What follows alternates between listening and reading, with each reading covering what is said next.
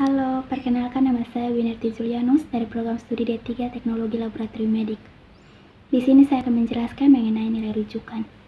Nilai rujukan adalah nilai acuan dari rentan nilai hasil pemeriksaan yang normal. Nilai rujukan sangat penting karena terteranya nilai rujukan akan mempermudah dokter untuk menentukan apakah hasil pemeriksaan di batas normal, rendah atau tinggi yang nantinya akan dikaitkan dengan kondisi medis pasien. Nilai rujukan setiap laboratorium juga berbeda-beda, disesuaikan dengan kalibrasi alat yang memeriksa sampel pemeriksaannya. Contoh nilai rujukan sel darah putih orang dewasa adalah 5.000 sampai 10.000 mikroliter yang menandakan bahwa apabila hasil berada di rentan tersebut, maka hal itu dikatakan normal. Dan apabila hasil pemeriksaan adalah 15.000, maka hal tersebut dianggap tinggi dan dapat mengindikasikan adanya kondisi medis tertentu pada pasien. Perkenalkan, nama saya Mardasata Armandani dari Prodi D3 Analis. Di sini saya akan menjelaskan fungsi alat serta waktu yang tepat untuk melakukan kalibrasi. Kalibrasi merupakan proses untuk menyesuaikan nilai keluaran dari suatu alat ukur agar sesuai dengan besaran standar yang digunakan dalam akurasi tertentu. Menurut ISO IEC 17025 Vocabulary of International Meteorology atau VIM. Tujuan dari dilakukan kalibrasi agar hasil pengukuran ketelurusan atau traceability sesuai dengan standar ketelitian atau akurasi standar nasional maupun internasional dengan acuan terverifikasi. Lalu apa saja jenis alat untuk kalibrasi? 1. Pneumatic hand pump.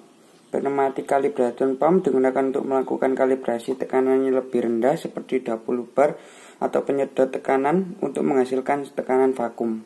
2. Hydraulic head pump. Hydraulic calibration pump digunakan untuk melakukan kalibrasi pada tekanan tinggi seperti 700 bar atau 10.000 PSI, salah satu contoh produknya.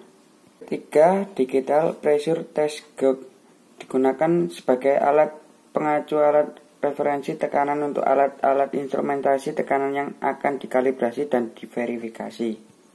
Yang keempat, loop calibrator atau signal calibrator.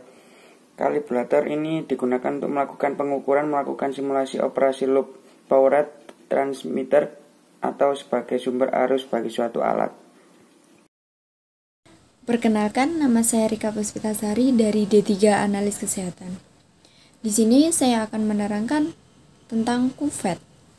Kuvet adalah wadah yang digunakan sebagai tempat campuran hasil reaksi yang akan dianalisa di jalur cahaya pada fotometer. Kuvet berbentuk balok dengan ukuran besar sisinya 1 cm dan tinggi 5 cm. Macam ukuran kuvet, ukuran kecil mampu berisi 70 UL.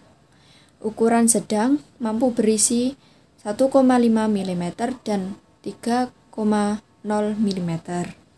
Ukuran terbesar adalah pengisian sampel dengan 2,5 mm atau lebih besar. Kuvet terbuat dari bahan kursa.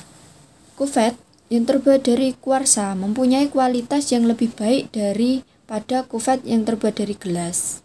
Kuvet harus memenuhi syarat sebagai berikut. 1. Mempunyai bentuk desain yang sederhana. 2. Berwarna sehingga dapat mentransmisikan semua cahaya. Yang ketiga, harus tahan atau tidak bereaksi dengan bahan-bahan kimia. Yang keempat, permukaannya secara optis harus benar-benar sejajar, tidak boleh rapuh. Dan sekian, terima kasih. Perkenalkan, nama saya Fadia Mega Cahyaning Tias dari Prodi D3 Analis Kesehatan. Kali ini saya akan menjelaskan tentang plasma darah. Apa sih yang dimaksud dengan plasma darah? Plasma darah adalah komponen darah yang berbentuk cairan yang berwarna kuning yang menjadi medium sel-sel darah di mana sel darah itu ditutup. Jumlah atau volume plasma darah kurang lebih 55%. Zat-zat yang terlarut dalam plasma darah antara lain 1. Sari makanan dan mineral 2. Enzim, hormon, dan antibodi. Protein dalam plasma yaitu albumin, globulin, dan fibrinogen. Dan terakhir, O2 dan CO2. Apa saja sih fungsi plasma darah? Yang pertama, menyalurkan sel-sel darah. Lalu, merupakan cadangan air untuk tubuh, mencegah mengerutnya dan tersumbatnya pembuluh darah. Antibodi melindungi tubuh dari virus. Plasma darah biasanya juga dibutuhkan untuk donor protein dan antibodi yang terdapat pada plasma darah. Pasien yang telah dinyatakan sembuh dapat membantu pasien positif COVID-19 lainnya lebih cepat pulih. Nah, terapi ini disebut dengan plasma konvalesen. Sekian yang dapat saya sampaikan tentang plasma darah. Perkenalkan, nama saya Ameliatul Mukarromah, saya dari Prodi D3 Analis Kesehatan. Di sini saya akan menjelaskan tentang antikoagulan. Apa itu antikoagulan? Antikoagulan adalah sebuah zat atau bahan yang digunakan untuk mencegah pembekuan atau pengumpalan darah. Antikoagulan bertujuan agar darah tidak membeku, sehingga kondisi darah dapat dipertahankan dalam waktu tertentu. Mekanisme kerja. Yang pertama, antikoagulansi langsung berinteraksi dengan faktor bekuan. Yang kedua, antikoagulansi tak langsung, zat yang menghambat faktor bekuan. Secara umum, obat antikoagulan dapat dibagi menjadi 3 kelompok. Yang pertama, heparin. Heparin bekerja seperti antitrombin, tidak berpengaruh terhadap bentuk sel. Yang kedua, antikoagulan oral, warfarin. Dan yang ketiga, antikoagulan pengikat ion kalsium. Manfaat antikoagulan. Yang pertama, mencegah pembekuan darah.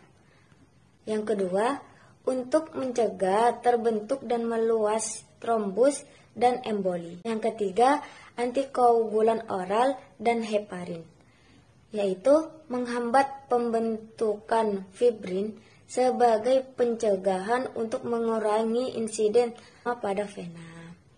Cukup sekian dari saya. Wassalamualaikum warahmatullahi wabarakatuh.